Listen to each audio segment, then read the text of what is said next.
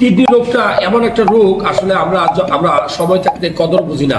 আল্লাহ তাআলা আমাদেরকে এমন দুটা অঙ্গ গিফট করছে, যে দুটা কিডনি আল্লাহর অশেষ রহমত আমাদেরকে গিফট করছে, কিন্তু আমরা মানুষ হইয়া বুঝি না যে এটা কত গুরুত্বপূর্ণ। এই কিডনি আপনার আমার রক্ত পরিষ্কার করে, কিন্তু এই কিডনিটাকেই আপনি নিজের হাতে নষ্ট করি, খুন করি, মার্ডার করি, ড্যামেজ করে দেই।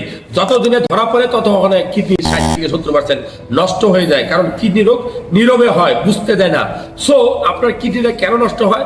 ওই যে আপনি দিনের পর দিন আপনি পানি না খেয়ে থাকছেন, আপনার সারাক্ষণ ঘাম ঝরছে, আপনি পানি খান নাই, আপনি দাঁড়াইয়া প্রস্রাব করছেন, আপনি দাঁড়াইয়া পানি খাইছেন, আপনি ব্যথার ওষুধ, এত পরিমাণে ব্যথার ওষুধ খাইছেন যে কোনোদিন একজন ডাক্তারের পরামর্শ নেওয়ার আপনি প্রয়োজনীয়তা অনুভব করেন নাই।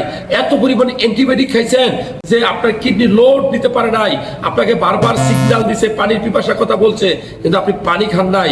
কিন্তু এমন একটা সময় আপনি দেখেন যে আপনার প্রস্রাব ফেনা উঠতেছে, আপনার প্রস্রাবে প্রচুর দুর্গন্ধ হচ্ছে, আপনার খাওয়ার রুচি নষ্ট হয়ে গেছে, 2 পাঁজরে ব্যথা করতেছে, আপনার শরীরে প্রচুর অ্যালার্জি।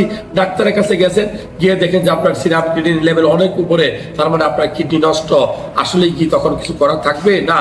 কেননা আপনার আমার পক্ষে কিডনির চিকিৎসা করার মতো টাকা ব্যয় ভার বহন করা সবার পক্ষে সম্ভব না।